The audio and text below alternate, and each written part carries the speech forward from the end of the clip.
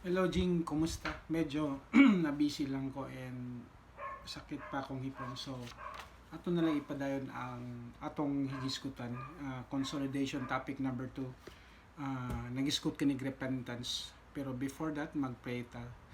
Meaning nga pulong sa Ginoo. Lord, salamat ginitak na sa kagabion. Bisan pa man Lord God sa kinabuhi ni Jing. Kana mo Ginoo nga magisgot sa iyong pulong. I pray for intervention ni mo Lord nga mo masabtan gyud imong pulong kay kung wala ka wa gyud kami mabuhat busa panalangin nimo pulong karong gabi una makatag ka na mo giya ug panglantaw sa kinabuhi sa ngalan ni Jesus, amen.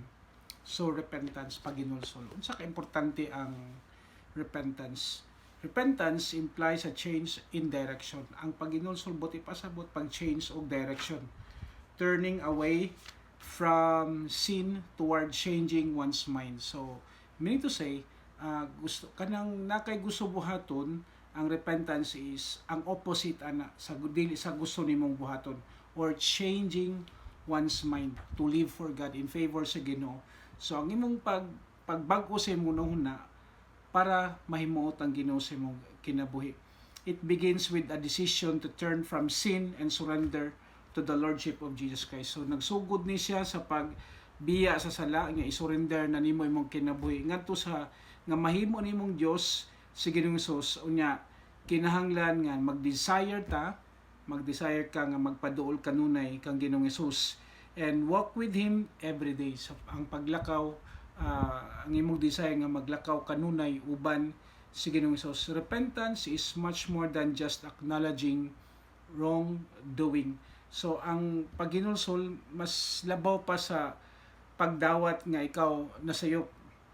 Repentance is a change of mind and heart. Wow. Ito to, a change of mind and heart that gives us a fresh view about God. So kung magbago atong una-una o kasing-kasing, so na kay bagong panglantaw pagkaila mahitungod sa Dios.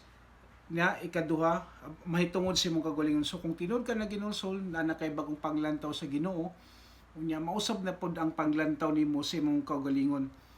And then sa imong palibot, so kung naginulsol tag tinud-anay, unang-una mahitabo sa imong mausab yung panglantaw sa Ginoo sa imong kagalingon. Ikatulo, ang imong panglantaw sa imong palibot, labi na sa imong pamilya. It includes turning away from sin, turning to God for forgiveness. O pagbiya sa sala, pagpangayag pasaylo.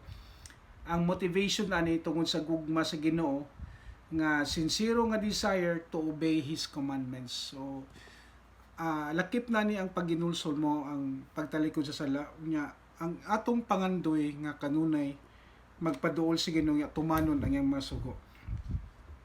Pero ang atong sala usahay dili na mao ang end sa tong story kung nakasalata.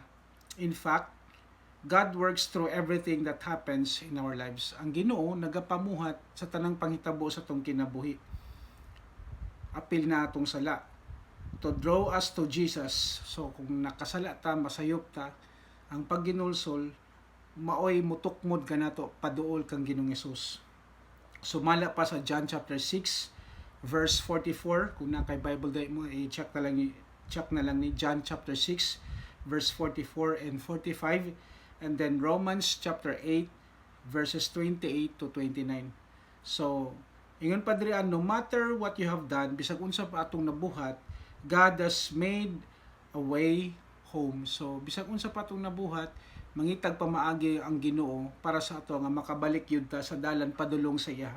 So ingana kamay atong Ginoo, kung masayop ta, makasala ta, mangita sa pamaagi nga makabalik ta. Through His Son, pinaagi kang Jesus Christ. Ang kamatayon ni Jesus Christ sa cross nagdala og kadaugan, pagkabag-o, unya panalangin nga gikan sa Dios. Apil na diha ang pagpasaylo sa tong sala. So kung mapasaylo ang sala, kung mga itag pasaylo sa tong sala, all we have to do is repent and turn your life over to Jesus Christ. Ang atong buhaton, maginulsol niya kanang ihatag nato atong kinabuhi kang Ginoong Hesus nga pagbiya sa sala. Ingon pa, this is what the Bible calls being born again. So ang pagka-born again, dili na siya ingon nga religion. Born again is the teaching of Jesus Christ. Sa John chapter 3 verse 3 to 5, Juan Kapitulo 3, versikulo 3 nga to sa 5. Ingon pa, ang pagka-born again of the Spirit of God, so diya sa Espiritu, sa imong kinasuluran. So ingon pa ang Biblia, a man cannot enter into the kingdom of God unless he is born again, born with water and of Spirit. So kinahanglan kung makasulod ta sa gingaran sa Dios, dapat doon na siya pagkabago o pagginulsol. Babago ta diha sa Espiritu o sa atong kinabuhi mo na ang pagka-born again. Born again experience is by repenting from our sins. So masinati na to ang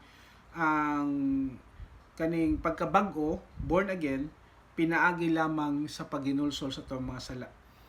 All we have to do is repent and turn your life to Jesus Christ.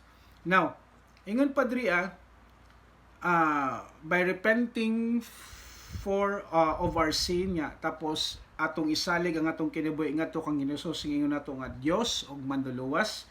Unya musalig ta pinagi sa pagtuo nga siya magpasaylo sa atong masala. Ikaduha, hinlo sa tanan natong kalapasan og sala. So kung pagginulsol di ay pasayloon ta sa Ginoo nga ang tanan natong sala ginagmay man o dinagko, andam kayong pasayloon sa Ginoo.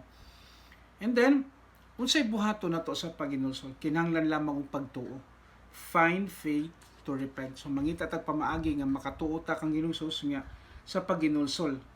Unya kung doon na kay struggle sa imong kaugalingon mahitungod sa sala, wala ko kay balo unsay imong struggle karon sa mahitungod sa sala, pero ang Ginoo nakaibalo niya na unya unsa poy nagpagapos kanimo mahitungod sa sala, ang pagginulsol usahay lisod buhaton, no, tungod sa sala. Pagginulsol lisod buhaton tungod sa sala. But i-consider niya ang gingon sa Biblia, ang Ginoo maayo sa tanan panahon sa imuha, katong giingon nimo nga gibutang ka sa posisyon sa Ginoo dihang dapita para mahimo kang blessing. Pinaagi sa kaayo sa Ginoo, maunoy mutukmod ganimo sa pangay pasaylo or pagginulsol. So ang kaayo sa Ginoo kung imong pamalandungan, mao ni makapamalandong nato ba nga, uy maayo man ni Ginoo nya mo pwede magtukmo nimo nga tungod sa kaayos Ginoo kanang mga itagpasaylo sa Ginoo. Ingon pa Romans 2:4, another verse nga tong mabasa din, the kindness of God leads you to repentance. Ang pagkamaayo sa Ginoo mo'y mutukmod kanato sa pangagpasaylo. Another verse nga tong mabasa, God is patiently waiting for us to repent. 2 Peter chapter 3 verse 9. Nangita ang Ginoo, naghulat ang Ginoo sa pagginulsol nato every day. Nagahulat siya. 2 Peter chapter 3 verse 9. Ingon pa, your heavenly Father is not looking always to punish you. Ang atong amahan nga nasa langit, wala siya nangitag mga higayon para silutan ta, wala. Dili na niya buhaton. Ang Ginoo is matarong tinuod, pero ang Ginoo nato may gugmaon nga Dios. Kanunay siyang nangandoy og nangita niya tong mga nangawala na mga anak niya tungod sa pagpakasala. Ingon pa ang Biblia, ingon pa sa Biblia, ang Ginoo andam mo biya sa 100 ka karnero, andam niyang biyaan ang 99 para lang pangitaon ang usa ka karnero nga nawala. In the safe pasture to find the one that is gone astray. Usa ka sa mga gipangita sa Ginoo. Usa ka sa mga gigugma sa Ginoo. Sinapa ka sa China, gipangita ka sa Ginoo. One of the most powerful portraits God's love can be seen in the parable of the prodigal son. Katong dunay istorya sa Biblia about katong dunay duha ka magsuon, ang isa magulang, isa manghod. Unya ang kamanghuran nangayo siyang katigayunan siyang papa, may siya pa ihatag na kanako ang tanan kong katigayunan. So sa kabuutan sa ama niya gihatag nya sa laktod nga pagistorya ang kwarta iyang giwalis-waldas hangtod niabot ang kagutom sa kinabuhi nya niabot siyang paunona minsan bubalik ko sa balay kay gigutom na ko ana koy kaunon ana koy kwarta unyo ingnon nako si papa saylo ako sa akong mga sala nga nabuhat sa imo niya ayaw na kong dawata ingon nga imong anak dawata ko ingon nga imong sulugon. So naato siyang unahuna sa iyang anak kay tungod lagi sa kadako sa iyang sala. Apan sa paguli niya, ang iyang amahan di ay nagpaabot kada adlaw sa iya. Pagkakita sa iyang amahan nga nasa sadalan, gidagan sa amahan niyang anak, then iyang gigakus ug ningon ang iyang anak pa, pasaylo ako. Pag inahuman ang iyang gistorya ningon siya, pag ihaw mo og nating baka katong pinaka the best kaya nga kung anak nga namatay aniya karon nabuhi na. Unsay buti pasabotan na. Kinahanglan mo abot sa tong pangunahuna nga kita moabot sa tong una nga kinahanglan nato ang Ginoo. Kinahanglan nimo ang pagbago. So diha ang Ginoo magpadayag sa gugma diha kanimo. So muna ang pagpakita sa pagpadayag sa Ginoo sa pinagi sa prodigal son. Sa imong pagampo sa atong pagduol sa Ginoo, God is patiently waiting with an open arms for His sons and daughters. So sa atong pagampo ang Ginoo nagpaabot, pasensyoso nagpaabot, and then with open arms para sa imo o sa ako nga moduol kaniya. Ang gikinahanglan lamang is ang pagpailob o pagpaubos. Yun pa sa atong kabahin. And pagtuo nga ang Dios nato nga nasa langit maminaw sa itong mga pagampo, sa atong kinasingkasing nga pagampo nga pasayloon ta sa itong mga sala. Ang Ginoo anda mas ganahan ang Ginoo og katong kinasingkasing na mga pagampo. Unya balikon nako jing kung lamang kay mga struggles sa imong kinabuhi mahitungod sa sala. Nganli na sa imong nahuna o sa imong personal life, and then pangitag pamaagi nga himo nang hinulsulan. Ayon pa mga itagpasaylo sa Ginoo niya. Change your mind and turn from whatever separating you from God and those around you. So atong usbon ang atong una niya ilikay na ang imong kinabuhi sa mga butang makapalayo sa Ginoo. No? Tingali nag-struggle ta sa ibutan nato bisyo or unsa ba. So usay mo ni babag nato nga makaduol ta sa Ginoo tungod ana mga butang pero ang gikinahanglan nato kinahanglan natong hinulsulan to mga kapungot ba sa atong kasing-kasing unsa pay babag sa Ginoo ato nang hinulsulan sa kinasing-kasing niya atong paningkamutan nga magpalayo na niini. Ingon pa whatever is separating you from God and those around you. Usay ang sala manggod mao ni magpalayo nato sa Ginoo, ikaduha magpalayo pod nato sa mga hinigugma sa kinabuhi. So gikinahanglan na nato ang pagpasaylo nga gikan sa Ginoo. So jing kabalo ko video lang ni pero sundan ni nga pagampo isip paginulsol sa tong mga sala. Sunda ko. Father, I believe you love me. Your word says that it is your patience and kindness that lead me to repentance. So I come to you humbly and confess my sins. I thank you for forgiving and cleansing my body, soul, and spirit. By the blood of Jesus, teach me how to walk honestly and with righteousness before you every day. In Jesus' name, Amen. So, sa kinasingkasing ni mga paginulsol, pinagi sa pagsabat nitong pagampo, atong saligan si Ginoong Hesus nga mupasaylo sa itong mga sala, nga determinado ta nga mustuman siyang kabuton sa tibuok natong kinabuhi for the rest of our lives. Aron makasinati kita og kalinaw, kalinaw og kalipay nga nawala ka nato. Ang nagingon pa ang Biblia, so you will be saved if you honestly Jesus is Lord.